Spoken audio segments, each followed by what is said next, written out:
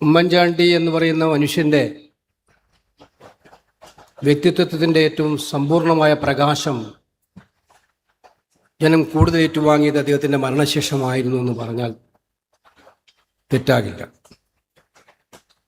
പൊതുപ്രവർത്തകരായ നമ്മളെയെല്ലാം സംബന്ധിച്ചിടത്തോളം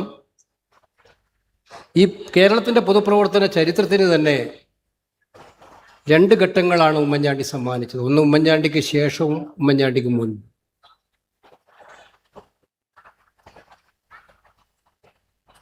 ജനപ്രതിനിധികളും പൊതുപ്രവർത്തകരും VIP-കളാകുന്നൊരു കാലഘട്ടം. ആ കാലഘട്ടത്തിൻ്റെ ശൈലിയെ മാറ്റി ജനങ്ങളാണ് VIP എന്നുള്ളൊരു കൾച്ചർ, സംസ്കാരം കേരളത്തിലേക്ക് കൊണ്ടുവന്നതിൽ ഏറ്റവും മുന്നിൽ നിന്ന നേതാവാണ് ശ്രീ ഉമ്മൻചാണ്ടി എന്നുള്ള കാര്യം എടുത്തു പറയേണ്ടതായിട്ടുണ്ട്. അദ്ദേഹത്തിൻ്റെ മുന്നിൽ വരുന്ന ജനങ്ങളെ അവരെയാണ് VIP-മാരായിട്ട് കണ്ടത് എന്നുള്ളത് അദ്ദേഹത്തിൻ്റെ ജീവിതത്തിൽ ഭരണതലത്തിലെല്ലാം തന്നെ നമുക്ക് കാണാൻ കഴിഞ്ഞു എന്നുള്ളത് നമുക്ക് ഏറ്റവും സന്തോഷകരമായിട്ടുള്ള കാര്യം. അപ്പോൾ നമ്മൾ സെർവൻറ്റ് ലീഡർഷിപ്പ് എന്ന് പറയും. യഥാർത്ഥത്തിൽ സെർവൻറ്റ് ലീഡർഷിപ്പ് എന്ന് പറയുന്ന ഒരു ആശയം തന്നെ രാഷ്ട്രീയത്തിൽ, സാമൂഹ്യ പ്രവർത്തനത്തിലൊക്കെ നമുക്ക് കാണാൻ കഴിയും. സേവക നേതൃത്വം എന്ന് പറയുന്നത്. അപ്പോൾ അത് അക്ഷരാർത്ഥത്തിൽ ഉമ്മൻചാണ്ടി സെർവൻറ്റ് ലീഡർഷിപ്പിൻ്റെ ഏറ്റവും മഹത്തരമായിട്ടുള്ള ഉദാഹരണമായിരുന്നു എന്ന് നമുക്ക് പറയാൻ സാധിക്കുമെന്നതിൽ സംശയമില്ല. മാവോ സോത്തുങ് പണ്ട് പറഞ്ഞിട്ടുണ്ട്, പൊതുപ്രവർത്തകരെന്ന് പറഞ്ഞാൽ വെള്ളത്തിൽ വീണ് കിടക്കുന്ന മീനിനെ പോലെയാണ്. ആ പദം അക്ഷരാർത്ഥത്തിൽ പാലിച്ചിരിക്കുന്ന, അതിലൂടെ പൊതുപ്രവർത്തനം നടത്തുന്ന നേതാവാണ് ഉമ്മൻചാണ്ടി എന്നുള്ളത് നമുക്ക് തിരിച്ചറിയാൻ പറ്റും. സത്യത്തിൽ ഉമ്മൻചാണ്ടി മരണത്തിലൂടെ ഉയർത്തെഴുന്നേൽക്കുകയായിരുന്നു എന്നുള്ളതാണ് കേരളത്തിൻ്റെ മുന്നിൽ കാണാവുന്ന ഏറ്റവും നഗ്നമായ ചിത്രം. ഈ കല്ലറയ്ക്ക് മുമ്പിൽ എല്ലാ വർഷവും എല്ലാ ദിവസവും തോറും വന്നുകൊണ്ടിരിക്കുന്ന ആളുകൾ, ഉമ്മൻചാണ്ടി മുഖ്യമന്ത്രിയായിരുന്നപ്പോൾ ചിലപ്പോൾ പറയാറുണ്ട് അദ്ദേഹത്തിന് നിവേദനം കൊടുക്കാൻ വേണ്ടിയിട്ടാണെന്ന്. പ്രതിപക്ഷ നേതാവായിരിക്കുമ്പോൾ അല്ലെങ്കിൽ മന്ത്രിയായിരിക്കുമ്പോൾ അദ്ദേഹത്തെ കാണാൻ വരുന്നത് നിവേദനം കൊടുക്കാനായിരിക്കും, എന്തെങ്കിലും അല്ലെങ്കിൽ അവരുടെ കാര്യങ്ങൾ നടക്കാൻ സ്വാഭാവികമാണല്ലോ. പക്ഷേ ഈ കല്ലറയിലേക്കുള്ള ഈ പ്രവാഹം ഉമ്മൻചാണ്ടി എന്ന് പറയുന്ന മനുഷ്യ ഹൃദയങ്ങളിൽ നിന്നും ആർജിച്ച ഏറ്റവും മഹത്തരമായ സ്നേഹത്തിൻ്റെ പ്രത്യക്ഷമായിട്ടുള്ള ഉദാഹരണമാണ് എന്നുള്ളത് നമുക്ക് കാണാൻ സാധിക്കുന്നതാണ് എന്നുള്ളതിന് സംശയമില്ല. അതുകൊണ്ട് തന്നെയാണ് ഉമ്മൻചാണ്ടിയുടെ പൊതുപ്രവർത്തന ശൈലി. ഞാനിപ്പോഴും ഓർക്കുകയാണ്, ഞാൻ കേന്ദ്രമന്ത്രിയായിരുന്നൊരു കാലം അദ്ദേഹം കേരളത്തിൻ്റെ മുഖ്യമന്ത്രിയായിരുന്ന ആലപ്പുഴയിൽ ഒരു പൊതുചടങ്ങിൽ അദ്ദേഹം വരികയുണ്ടായി. ആ ചടങ്ങിലേക്ക് 2 ശാരീരിക വൈകല്യം പൂർണ്ണമായിട്ടുള്ള 2 കുട്ടികളുമായിട്ട് ഒരു സഹോദരൻ തണ്ണീർമുഖത്തു നിന്ന് വന്നു.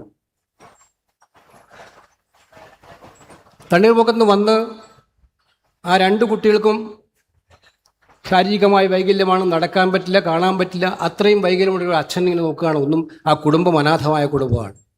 മുഖ്യമന്ത്രിക്ക് എന്തെങ്കിലും കൊടുത്താൽ ചെറിയ ധനസഹായം കിട്ടുമെന്ന് വിചാരിച്ചു വന്നതാണ്. പക്ഷേ അവിടെ ഞാൻ കണ്ടത്, അദ്ദേഹം അവസാനം ഞാൻ അവരോട് മഹാതിരക്കുകൾക്കിടയിൽ കാണാൻ അദ്ദേഹം പ്രത്യേകമായി അനുവദിച്ച് കൊണ്ടുവന്നു. അവിടെ ഇരുന്നു. അവിടെ വെച്ച് തന്നെ മുഖ്യമന്ത്രി ദുരിതാശ്വാസ നിധിയിൽ 50,000 രൂപ പാസ്സാക്കി കൊടുത്തു. പിന്നെ അദ്ദേഹം അവരോട് ചോദിക്കുക, ഇനി എന്ത് വേണം?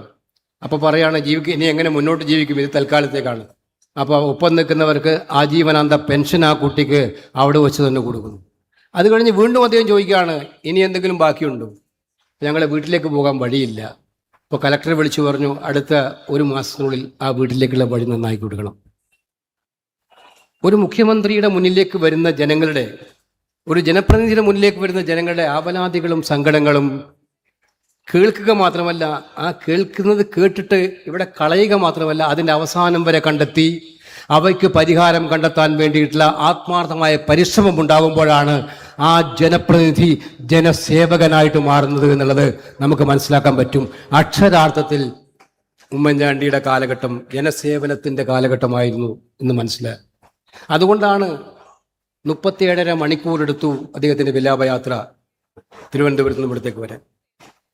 സമാനതകളെ ലോകചരിത്രത്തിലെ പ്രഗത്ഭരായിട്ടുള്ള ഒരുപാട് വ്യക്തിത്വങ്ങൾ നമുക്ക് പറയാനുണ്ട്. അത്തരം സമാന രീതിയിലുള്ള വിലാപയാത്രകൾക്ക് ഈ 37 മണിക്കൂർ ഞങ്ങളൊക്കെ ആ വാഹനത്തിലുണ്ടായിരുന്നതാണ്. രണ്ട് ഭാഗത്ത് നിൽക്കുന്ന ഓരോരാൾക്കും മറ്റത്ത് നിൽക്കുന്ന ആളുകൾക്കും ലക്ഷക്കണക്കിന് ദശലക്ഷക്കണക്കിന് ആൾ നിൽക്കുന്ന ആളുകൾക്കും അവരുടെ കണ്ണ് നോക്കിയാൽ അറിയാം അവർക്കെല്ലാവർക്കും ഉമ്മൻചാണ്ടി എന്ന് പറയുന്ന മുഖ്യമന്ത്രിയുമായി ബന്ധപ്പെട്ട് അവരുടെ ജീവിതത്തെ ബന്ധിപ്പിക്കുന്ന ഒരു കഥയുണ്ടായിരുന്നു എന്നുള്ളത്.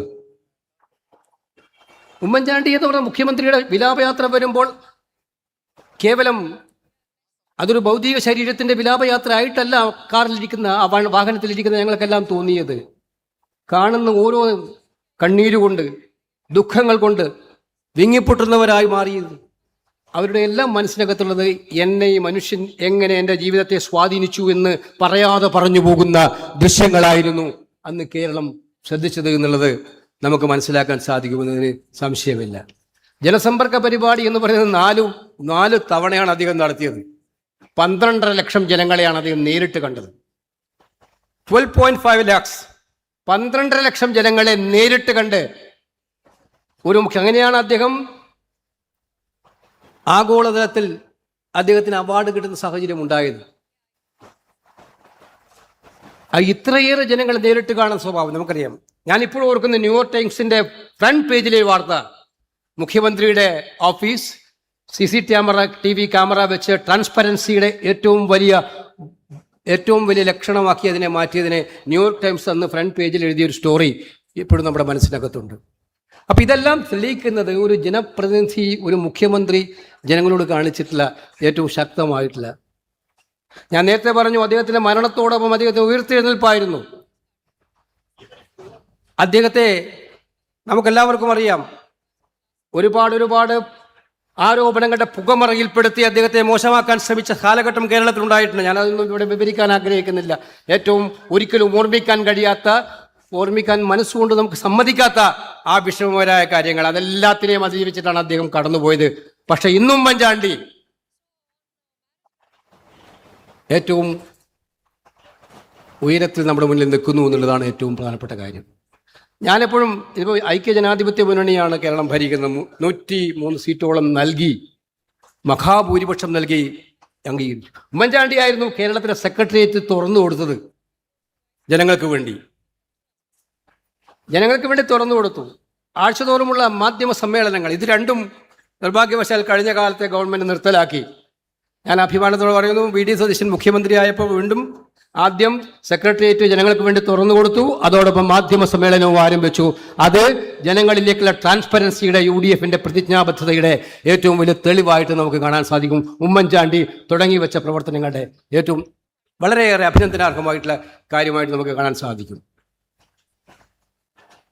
ഞാൻ പറഞ്ഞു, UDFന്റെ ഉജ്ജ്വലമായ മുന്നേറ്റമാണ്. ഈ മുന്നേറ്റത്തിന് പല കാരണങ്ങളും ഉണ്ടായിട്ടുണ്ട്. നമുക്ക് പുതുപ്പള്ളിക്കാരോട് ഞാൻ രാഹുൽ ഗാന്ധി ഇവിടെ വന്ന് പ്രസംഗിച്ചതാണ് ചാണ്ടി ഉമ്മന് വേണ്ടി. അപ്പം പല കാരണങ്ങളും ഉണ്ടായിട്ടുണ്ട് വിജയിക്കാൻ. പക്ഷെ അതിലൊരു പ്രധാനപ്പെട്ട കാരണം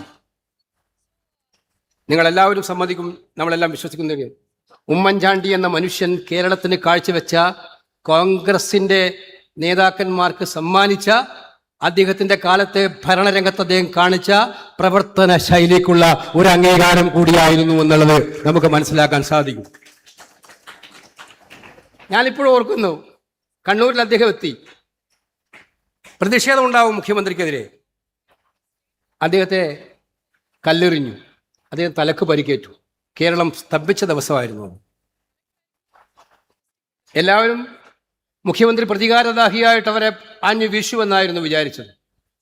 പക്ഷെ മുഖ്യമന്ത്രി അന്ന് ഹേമേന്ദ്രൻ തന്നെ പറഞ്ഞിട്ടുണ്ട്, തിരുവഞ്ചൂർ അന്ന് ആഭ്യന്തരമന്ത്രി ആണെന്ന് സംശയം. അദ്ദേഹം പറഞ്ഞു, ഇതിനെതിരെ യാതൊരു നടപടിയും, അവർക്കെതിരെ നടപടി സ്വീകരിക്കരുത്, അവരെ ടച്ച് ചെയ്യരുത്. അവരെ പ്രതിഷേധം രേഖപ്പെടുത്തി, എനിക്ക് പരിക്ക് പറ്റി, അതൊന്നും കുഴപ്പമില്ല. എന്തൊരു മാഗ്നാനിമിറ്റിയുള്ള നിലപാടായിരുന്നു. ഞാൻ ഉമ്മൻചാണ്ടിയുടെ പേരിലാണ് കേരളത്തിലെ കോൺഗ്രസിന് വോട്ട് കിട്ടുന്നതിൽ ഒരു വലിയ പങ്ക് വഹിച്ചതെന്ന് പറയാൻ കാരണം, കേരളം കണ്ടു പിന്നീട് ഒരു മുഖ്യമന്ത്രിയെ. 2 പേർ പാവപ്പെട്ട ചെറുപ്പക്കാർ ഒന്ന് കരിങ്കൊടി വീശിയപ്പോൾ അവിടെ സ്വന്തം ഗൺമാൻ അടിച്ചപ്പോൾ ആ ഗൺമാൻ നടത്തിയത് രക്ഷാപ്രവർത്തനമാണെന്ന് പറയുന്ന ഒരു സാഹചര്യം കേരളം കണ്ടു. ഞാൻ അതിൻ്റെ വരുംഭായകളെക്കുറിച്ചും മറ്റു കാര്യങ്ങളെക്കുറിച്ചൊന്നും പറയുന്നില്ല. പക്ഷെ രണ്ട് ശൈലികളുടെ വ്യത്യാസം നമുക്കിവിടെ കാണാൻ കഴിയും. തനിക്ക് പരിക്കേറ്റാലും എറിഞ്ഞവരെ പ്രതികാര ബുദ്ധിയോടെ കാണരുത്, തന്നെ എതിർക്കുന്നവരായാൽ പോലും പ്രതികാര ബുദ്ധിയോടെ കാണരുത് എന്ന് പറയുന്ന സമീപനവും സ്വാഭാവികമായ പ്രതിഷേധങ്ങളെ പോലും തല്ലി കൊന്നു തീർക്കാൻ ശ്രമിച്ചാൽ അതിനെ ന്യായീകരിക്കുന്ന ഒരു സമീപനം, ഈ രണ്ടും കൂടിയിട്ട് കേരളം വെച്ചു നോക്കി കഴിഞ്ഞ തെരഞ്ഞെടുപ്പ് കാലത്ത് താരതമ്യം ചെയ്തു എന്നുള്ളതാണ് നമുക്ക് UDFന്റെ വിജയങ്ങളിൽ ഒന്നായി ഉമ്മൻചാണ്ടി ഇമ്പാക്റ്റും എഫക്റ്റും വന്നു എന്ന് ഞാൻ പറയാൻ അടിസ്ഥാനപരമായിട്ടുള്ള കാരണം. ഇത് നമുക്ക് ഏറ്റവും അനിവാര്യമായിട്ടുള്ള കാര്യമാണ്. അതുകൊണ്ട് ഞാനിപ്പോൾ ഉറച്ചു വിശ്വസിക്കുന്നു, ഉമ്മൻചാണ്ടി കേരളത്തിന് കേവലം ഒരു നേതാവ് മാത്രമായിരുന്നില്ല, കോൺഗ്രസിന് ഒരു നേതാവ് മാത്രമായിരുന്നില്ല, ഞങ്ങളുടെ എല്ലാമായിരുന്നു, വഴികാട്ടിയായിരുന്നു. ഞാൻ നേരത്തെ പറഞ്ഞു, പ്രവർത്തകരെ VIP ആക്കുന്ന കൾച്ചർ ഇന്നിപ്പോൾ എല്ലാ MLA പിന്നീട് ഇടതുപക്ഷ സുഹൃത്തുക്കളും എല്ലാം അത് പ്രാവർത്തികമാക്കി. എല്ലാ പ്രവർത്തകർക്കും ജനങ്ങൾക്കും അവർക്ക് കിട്ടുന്നതിനേക്കാൾ കൂടുതൽ അംഗീകാരം കൊടുക്കുന്ന ഒരു കാലം ജനസേവകർ അവർക്ക് നൽകുന്ന കാലത്തേക്ക് അത് കൊണ്ടുപോവുക ചെയ്തു എന്നുള്ള സംശയമില്ല. ഉമ്മൻചാണ്ടി നമ്മളിൽ മരിച്ചു പോവില്ല, ഒരിക്കലും നമ്മളിൽ നിന്നും വിട്ടുപോയില്ല. ജീവിച്ചിരിക്കുന്ന ഉമ്മൻചാണ്ടിയേക്കാൾ ശക്തനാണ്, നമ്മളങ്ങനെ പറയാറുണ്ട് മഹാന്മാരെ കുറിച്ച്, ഒരു സംശയം വേണ്ട. ജീവിച്ചിരിക്കുന്ന ഉമ്മൻചാണ്ടിയേക്കാൾ കരുത്തനാണ് മരിച്ചുപോയ ഉമ്മൻചാണ്ടി എന്ന് തെളിയിക്കുന്നതാണ് അദ്ദേഹത്തോടുള്ള ജനവിശ്വാസം എന്ന് നമുക്ക് ഉറപ്പിച്ച് പറയാം. അതുമാത്രം പോരാ, അദ്ദേഹത്തെക്കുറിച്ച് നിരന്തരമായി ഓർമ്മിക്കാൻ നമുക്ക് സ്മാരകങ്ങൾ വേണം. ഇപ്പം നമുക്കറിയാം, അദ്ദേഹത്തിൻ്റെ വിവാദങ്ങളുടെ ഒരു ഘോഷയാത്ര തന്നെ അദ്ദേഹത്തിന് പേരുണ്ടാക്കി. വിഴിഞ്ഞം പോർട്ട് ഉമ്മൻചാണ്ടി എന്ന് പറയുന്ന നേതാവിൻ്റെ, മുഖ്യമന്ത്രിയുടെ ആ ഗവൺമെൻറ്റിൻ്റെ ഏറ്റവും ശക്തമായിട്ടുള്ള വാഗ്ദാനമായിരുന്നു, സമ്മാനമായിരുന്നു.